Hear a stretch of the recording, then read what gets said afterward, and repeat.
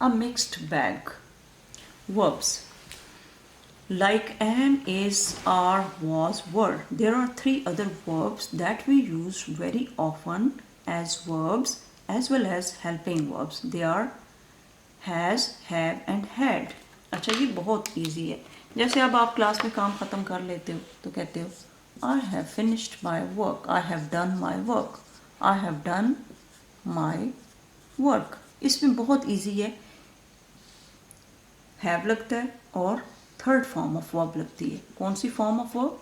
Third form of verb. Like for example मैंने इसके अंदर इंक डाली है. ये देखें, look at this.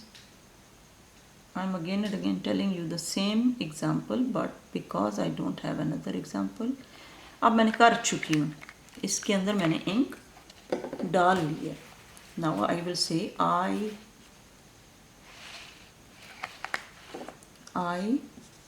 have filled the pen with ink. filled, have कर चुकी हूँ तो उसके लिए मैंने have और filled जिसमें मैं काम ख़त्म कर चुकी हूँ. So have के साथ हमेशा थर्ड फॉर्म ऑफ वर्ब लगती है. fill, filled, filled. अब एक बंदा अगर उसने गाना गा लिया है तो मैं कहूँगी he has sung the song. has और sung. sing की सेकेंड फॉर्म क्या होती है? sing, sang और थर्ड फॉर्म क्या होती है? sung. अच्छा ये याद रखिएगा, has जो है वो he, she और it के साथ आएगा और have जो है वो they, you and I के साथ आएगा. I have, you have, they have. Okay? This is understood? और अगर हम don't, do not और does not के sentences यूज़ करते हैं तो does not have, I does not have any pen, तो उसके लिए हमेशा have ही आएगा. बाकी he, she, it के साथ क्या आएगा? has. अब देखें, we use has with words that denote one person, animal or thing, and have usually with words that denote more than one person, animal or thing. लेकिन देखें I have अब कोई one person तो नहीं है, तो यहाँ पे I के साथ हमेशा have यूज़ होता है. तो has normally किसके साथ यूज़ होता है? one person, one animal और one thing. had is the past tense form of has and have. और had क्या है जी?